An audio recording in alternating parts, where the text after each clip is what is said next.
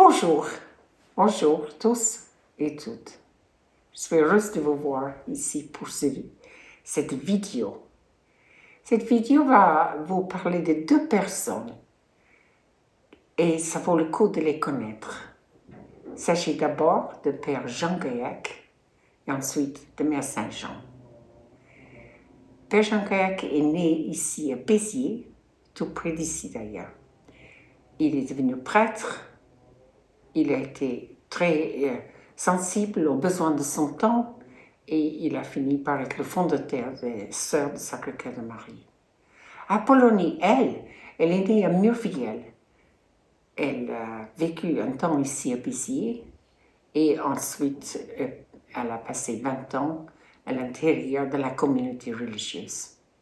Leur vie est une vie passionnée à la suite de Jésus-Christ et passionnée pour l'humanité, bien sûr.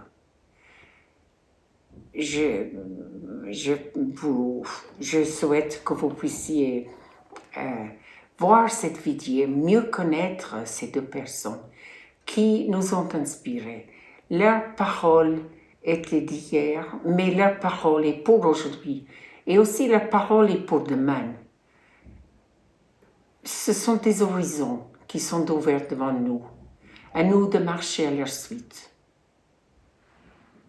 Donc, au nom de tout l'Institut aussi, je dis une immense gratitude à ces deux qui nous ont précédés et qui nous ont ouvert un chemin.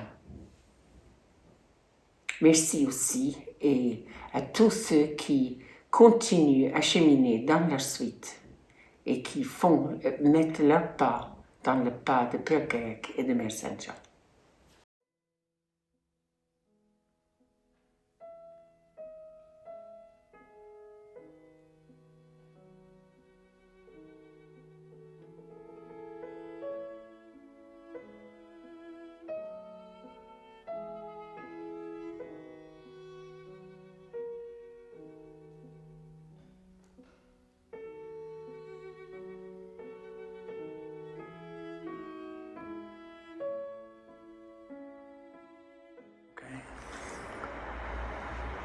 Nous découvrons ici notre symbole que vous connaissez peut-être déjà, SCM, Sacré-Cœur de Marie.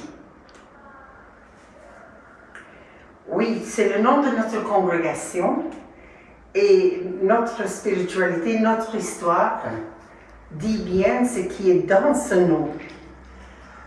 Le Père Gaillac regardait toujours le cœur de Marie comme étant intimement lié au cœur de son Fils, le Sacré-Cœur de Marie. Oui, Marie a coopéré fidèlement à l'œuvre avec le Père Gaillac.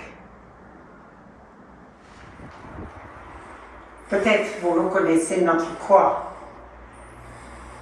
la croix qui nous identifie à travers le monde et qui est ici sur le mur, un travail de Bernadette Crook.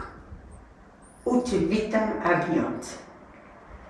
C'est la phrase de l'évangile de Saint Jean qui parle de Jésus comme le bon pasteur.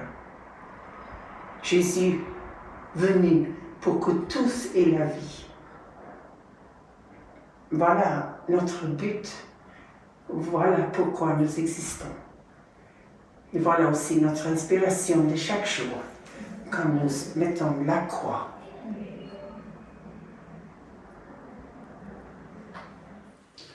Voilà le Père Gaillac, un homme de 40 ans à ce moment à peu près. C'est un homme, si nous regardons son visage, nous découvrons quelqu'un qui montre, qui indique la compassion.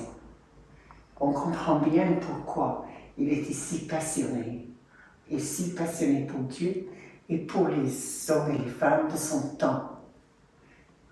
Plus tard, nous le découvrons avec davantage d'histoire de sa vie et nous entrons un peu plus dans son intimité. Voilà, Mère Saint-Jean.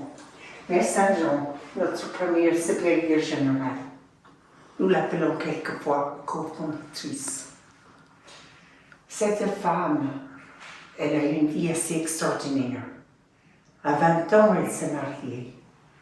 Elle a vécu 20 ans sans enfant, et puis elle est devenue religieuse dans le tout premier groupe de sœurs qui s'est constitué. Vous allez la découvrir. Quelle vie étonnante! Une femme de générosité. D'ailleurs, tout ce qui dans cette pièce témoigne de cette générosité, puisqu'elle a tout donné, elle-même et ses biens, pour fonder la nouvelle communauté. Nous voici un résumé de Père Gaillac, une présentation avec 3 symboles. Le Père Gaillac qui embrasse le monde qu'il a connu, le monde qu'il a aimé, avec un cœur ouvert, grand, compatissant. C'est une méthode finlandaise de tapisserie et ça a été fait par une de nos sœurs aux États-Unis, c'est Bianca. Nous admirons la transparence.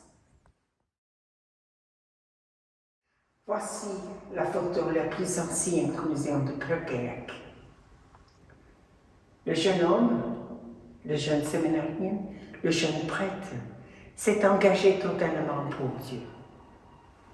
Et c'est beaucoup plus tard dans sa vie, il avait 72 ans, quand il a dit cette phrase: « Dès ma plus tendre jeunesse, Dieu me remplit de son feu sacré. » En effet, ça montre toute la passion de Père Gaillac.